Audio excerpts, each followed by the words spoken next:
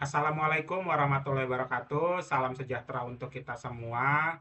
Pada sesi ketiga mata kuliah pengantar data sains kali ini, saya akan menjelaskan modul yang ketiga, yaitu analisis dan visualisasi data. Yang pertama itu adalah statistik deskriptif dan inferensial. Pengertian analisis statistik deskriptif merupakan metode yang berkaitan dengan pengumpulan dan penyajian data, sehingga memberikan informasi yang berguna. Bertujuan untuk mendeskripsikan, meringkas, dan membuat summary data agar lebih mudah dibaca dan digunakan. Ya, jadi sebelum kita masuk ke dalam analisis statistik deskriptif lebih dalam, itu kita harus tahu ya metode untuk pengumpulan data dan penyajiannya itu seperti apa ya, yang bertujuannya untuk biar mudah dibaca dan digunakan. Yaitu kelompok analisis statistik deskriptif ada dua. Yang pertama, eksplorasi unvariat. Merupakan analisis data dengan satu variabel. Yang kedua, menggunakan ukuran pemusatan data, ukuran penyebaran data, dan pemahaman distribusi data. Yang ketiga, menggunakan visualisasi data kualitatif berupa pie chart, bar chart, atau kuantitatif, histogram, density, plot, box plot. Ya. Ada juga eksplorasi multivariat, ya, merupakan analisis data dengan lebih dari satu variabel, menggunakan korelasi, regresi, klasifikasi, clustering, atau teknik algoritma lainnya, menggunakan visualisasi data multivariat, scatter plot, line plot, ya, heat map, dan lain-lain. Ada juga eksplorasi unvariatnya. Di sini ada pengenalan dataset. Ya. Menjelaskan dataset yang berisi pengukuran dalam sentimeter dari spesies bunga iris. Membahas tentang iris setosa dan perbedaannya dengan spesies lainnya. Menampilkan tabel data dengan 5 kolom. Sepal length, sepal width, petal length, petal width, dan spesies. Eksplorasi unvariat, di sini yang pertama ada tendensi sentral yang menjelaskan perhitungan mean, median, dan modus. Lalu menampilkan mode Python dan hasil perhitungan dalam tabel. Lalu yang kedua, ukuran penyebaran data. Di sini ada menjelaskan perhitungan range, variance, dan deviasi standar. Menunjukkan bagaimana ukuran ini dapat membantu memahami distribusi data. Di sini ada eksplorasi multivariat. Adalah analisis yang dilakukan pada lebih dari satu atribut dalam dataset untuk menemukan pola, hubungan, atau ketergantungan antara atribut.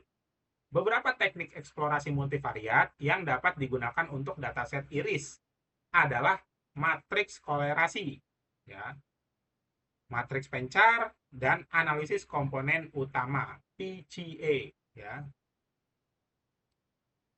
Statistik inferensial adalah pendekatan statistik untuk membuat kesimpulan atau generalisasi tentang populasi berdasarkan data sampel.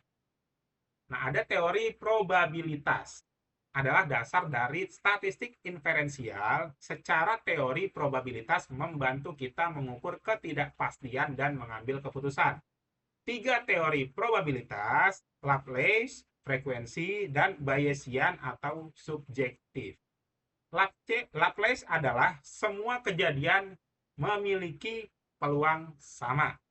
Kalau frekuensi, peluang berdasarkan frekuensi kejadian dalam eksperimen. Lalu Bayesian, peluang subjektif berdasarkan informasi yang tersedia.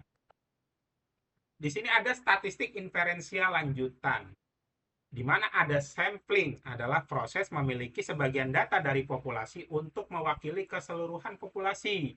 Tujuannya, sampling memungkinkan kita untuk melakukan analisis data dengan cepat, efisien, dan akurat, tanpa harus mengolah data yang terlalu besar atau sulit diakses. Lalu ada asumsi, data sampel yang dipilih secara random, memiliki karakteristik yang sama dengan data populasi. Ada juga metode sampling. Di sini ada probability sampling dan non-probability sampling. di mana terbagi menjadi dua kategori, yaitu sampling dan non-probability sampling ya.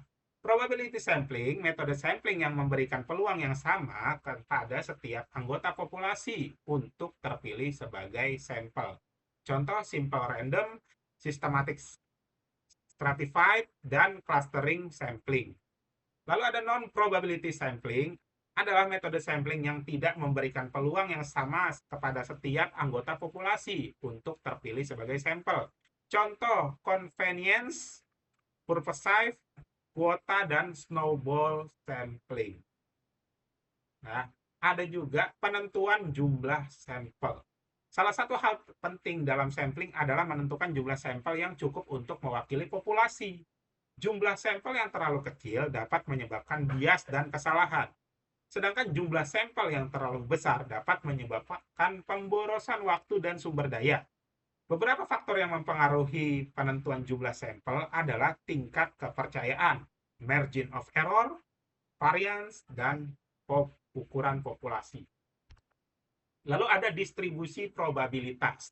Distribusi probabilitas yaitu cara untuk mengetahui peluang terjadinya suatu kejadian atau nilai dari suatu variabel acak.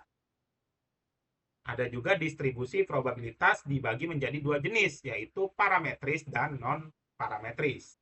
Distribusi parametris mengasumsikan bahwa data terdistribusi secara normal, sedangkan distribusi non-parametris tidak mengasumsikan hal tersebut.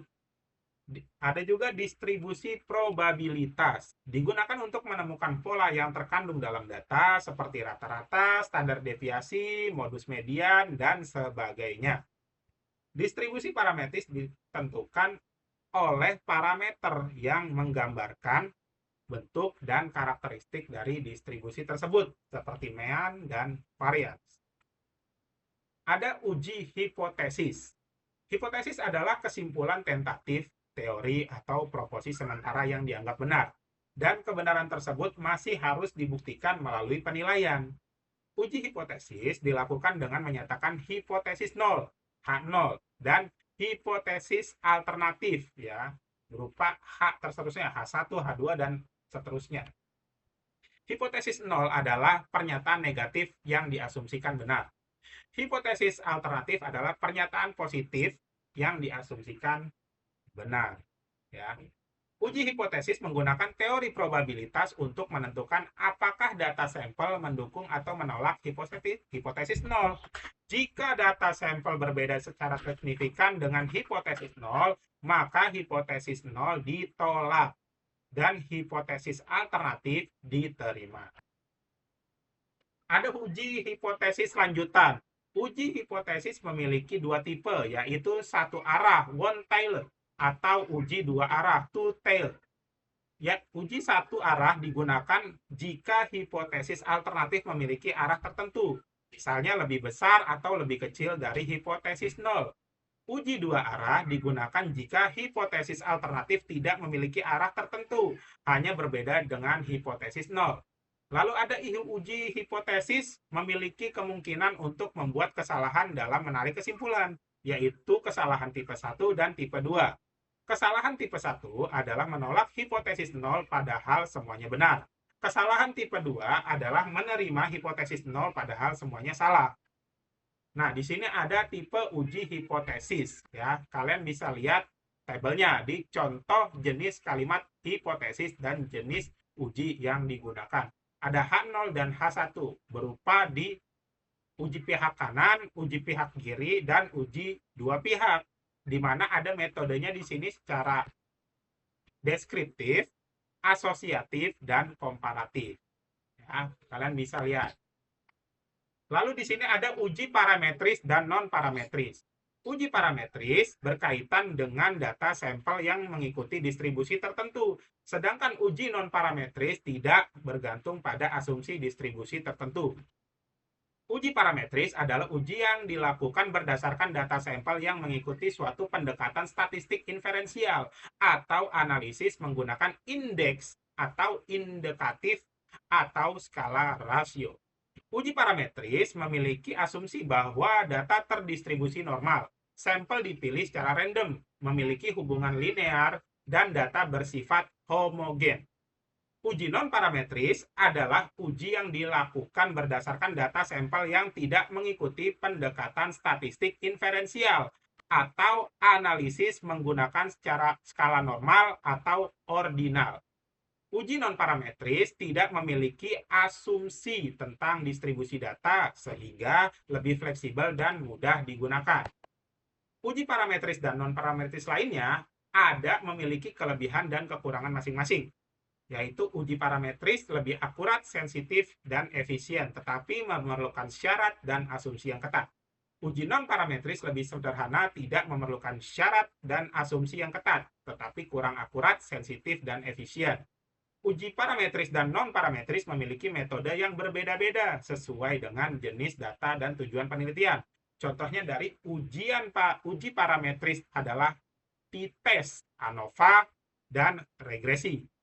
Contoh dari uji non-parametris adalah uji chi-square, uji Mann-Whitney, dan uji Kruskal-Wallis. Nah, kita bahas tentang visualisasi data. Visualisasi data membantu pengguna untuk memahami pola, tren, hubungan, dan outlier yang tersembunyi di dalam data yang besar dan kompleks. Visualisasi data memiliki 3 tujuan utama, yaitu komunikasi, eksplorasi, dan konfirmasi. Komunikasi berarti menghadirkan data dan informasi secara jelas dan efisien kepada audiens. Eksplorasi berarti mendukung penelitian awal dan penjajakan data. Konfirmasi berarti membuktikan atau menolak hipotesis yang diajukan. Visualisasi data memiliki berbagai jenis dan bentuk tergantung jenis data, tujuan, dan audiens yang dituju. Beberapa jenis visualisasi data yang umum adalah temporal, hierarki, jaringan, geospasial, dan multivariat. Visualisasi data memiliki prinsip-prinsip yang harus diperhatikan, seperti konsistensi, kesederhanaan, relevansi, akurasi, dan estetika. Prinsip-prinsip ini bertujuan untuk membuat visualisasi data yang efektif, informatif, dan menarik. Tujuannya adalah proses membuat representasi visual dari data dan informasi. Visual data membantu pengguna untuk memahami pola, tren, hubungan, dan outlier yang tersembunyi di dalam data yang benar dan kompleks. Visualisasi data memiliki 3 tujuan utama, yaitu explaining. Visualisasi data dapat digunakan untuk menjelaskan data dan informasi secara jelas dan efektif kepada audiens. Visualisasi data dapat memberikan konteks penekanan narasi dan perspektif pada data yang disajikan. Ada juga exploring. Dapat digunakan untuk menjelajahi data, menemukan wawasan baru yang mungkin tidak terlihat dengan analisis data konvensional. Visualisasi data dapat membantu dalam mendeteksi tren, anomali, hubungan, dan pola dalam data. Analyzing dapat digunakan untuk menganalisis data dan membuktikan atau menolak hipotesis yang diajukan. Visualisasi data dapat membantu dalam mengukur kinerja, membanding hasil, dan memprediksi hasil. Tips representasi data, yaitu mengetahui target pembaca. Tujuan utama dari visualisasi data adalah untuk memastikan bahwa target pembaca dapat memahami data dengan mudah. Oleh karena itu, pihak teknik visualisasi yang tepat disesuaikan dengan latar belakang target pembaca kita. Menentukan tujuan. Pastikan tujuan visualisasi data telah sesuai dengan permasalahan bisnis yang dihadapi oleh perusahaan. Kemudian kita juga harus memastikan setiap visualisasi data dapat memberikan wawasan serta nilai tambahan bagi perusahaan. Lalu memahami jenis dan karakteristik data. Terdapat banyak jenis data mulai dari bersifat kuantitatif, numerik, sampai kualitatif tekstual. Data juga sangat beragam, bentuknya seperti data sensus, data jaringan jalan, data geografis, dan lain-lain. Setiap jenis data memiliki karakteristik yang berbeda, baik dari segi jumlah, dimensi, dan sumbernya. Oleh karena itu, teknik visualisasi harus disesuaikan dengan karakteristik jenis data yang akan kita tampilkan agar mendukung proses pengambilan keputusan yang tepat. Lalu memiliki alat dan teknik yang sesuai. Berdasarkan jenis dan karakteristik data, kita harus memilih alat teknik visualisasi yang sesuai agar dapat menampilkan data dengan jelas dan menarik. Beberapa contoh alat visualisasi data adalah grafik batang, grafik lingkaran, peta, tabel, dan lain-lain. Beberapa contoh teknik visualisasi data adalah pengelompokan, pengurutan, pewarnaan, dan lain-lain. Visualisasi data adalah proses mengubah data menjadi bentuk visual yang mudah dipahami dan ditafsirkan. Beberapa jenis visualisasi, yaitu ada visualisasi data unvariat, adalah visualisasi data yang hanya melibatkan satu variabel atau atribut data, misalnya histogram, pie chart, atau box plot. Visualisasi data multivariat adalah visualisasi data yang melibatkan dua atau lebih variabel atau atribut data, misalnya scatter plot, bar chart, atau heat map. Ya. Ada juga visualisasi data internal, interval, dan rasio ke dalam kategori, yang adalah yang mengelompokkan data berdasarkan rentang nilai atau kategori, misalnya binning, clustering, atau tree map.